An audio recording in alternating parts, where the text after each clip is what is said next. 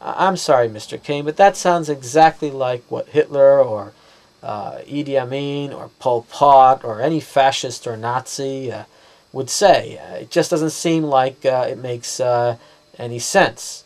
The idea that everybody should be perfect seems to be contrary to what history has shown, that the more diverse people are and the more you tolerate people's weaknesses, the stronger society as a whole is.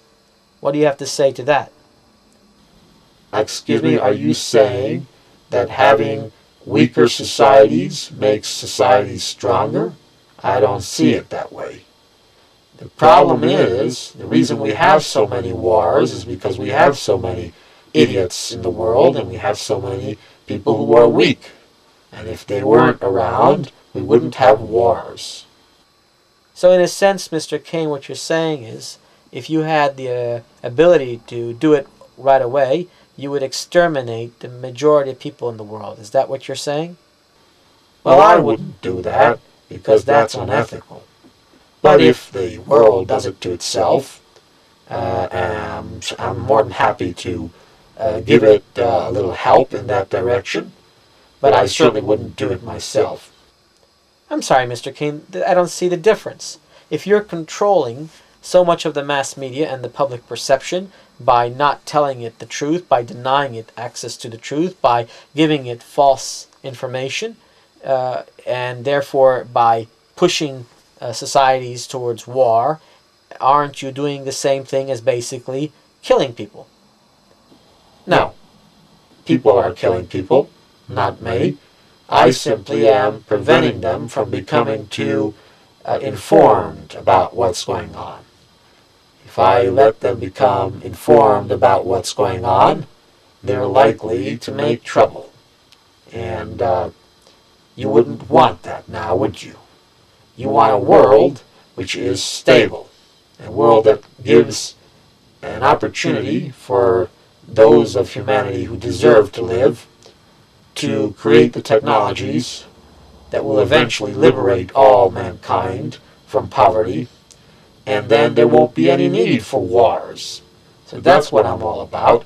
I'm simply trying to protect the elite, who will then create the technologies that will eventually allow the rest of the generations to come to live without war. Of course, those technologies will make sure that people are born perfect, and that they are perfect, and that they're able to live perfect lives.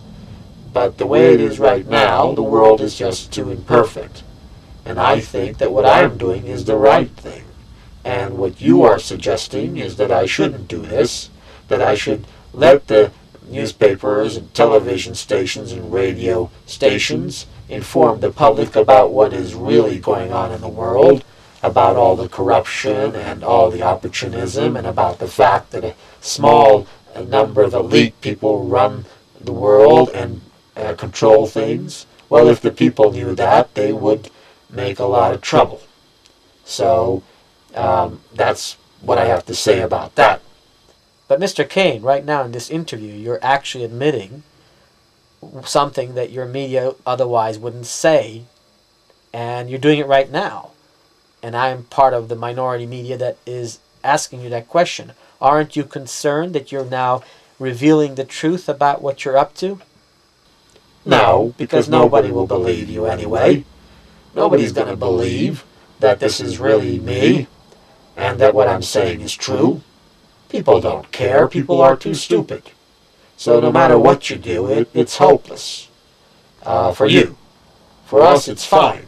The more confusion, the more doubts, the more insecurity, the more frustration, the more hate and fear, the better off we elite are, because we can control society as long as it is divided.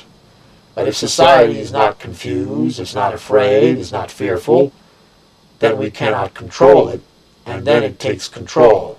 And you don't want the majority of the world to take control, because as I've said before, that would spell disaster.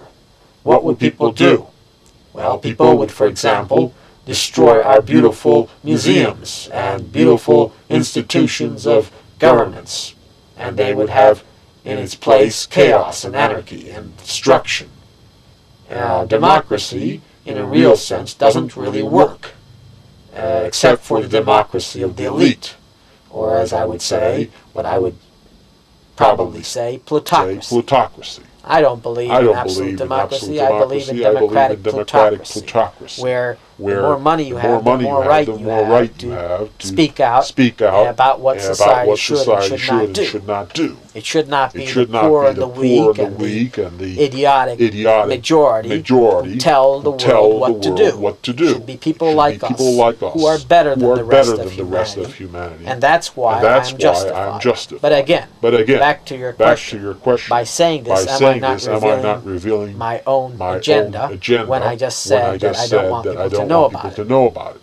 It doesn't matter. Because again, they won't believe a word of this. They will think this is all fiction. So it doesn't really matter. And I kind of enjoy the challenging questions you posed. Not that they're very challenging. I mean, come on, can't you think up of a question, something more challenging for me? Well, Mr. Kane, I could. Like, for example, do you ever think about the big picture, about the infinite? And are you not a spiritual man in the end? I mean, don't you feel that there might be a soul or some kind of spiritual reality and that you might be subject to some kind of punishment for being so cruel and so insensitive towards people who are weaker and less successful than you? Don't you think that there might be some ethical, moral basis to reality? Don't you think that there is a spiritual dimension? No, I don't. I see no evidence of it. If I did, I wouldn't be a plutocratic democratic elitist. I would be a populist democratic member of the commonplace folk who believe in such nonsense. There is no God, there is no soul. This is all just rubbish. If there was, then there wouldn't be any suffering in the world. And the reason there's so much suffering is because the universe and life is imperfect. And so there is no evidence of a perfect creator. Quite the contrary. I do not subscribe to that idea. But what if you're wrong, Mr. Kane? What if there is a spiritual dimension? As I've just explained it to you, I don't think there can be. What kind of a God would have created a world so full of suffering and imperfection? If such a God exists, then he's gone nuts. So I don't buy that. I just don't think there's any God, and I don't think there's any soul. And when I die, it's it. But then what's the hope, Mr. Kane? I mean, if there's no soul, what is the whole point of being right or wrong or saving humanity? Well, for the time being, it's in my interests, and in the interest of those that I care about. But Mr. Kane, if there's no soul, what does it matter whether you care about things or not? I'm sorry, I don't understand what you're asking me. If I'm not mistaken, you're trying to suggest that because I am an atheist materialist, that I don't have a sense of ethics and values. Well, I disagree. Mr. Kane, let's be honest now. You do not believe in God, but at the same time you have supported extreme right-wing, what I would call pseudo-Christian fanatics. And you've actually sided with them against another part of the world that is a majority religion, trying to create a world religious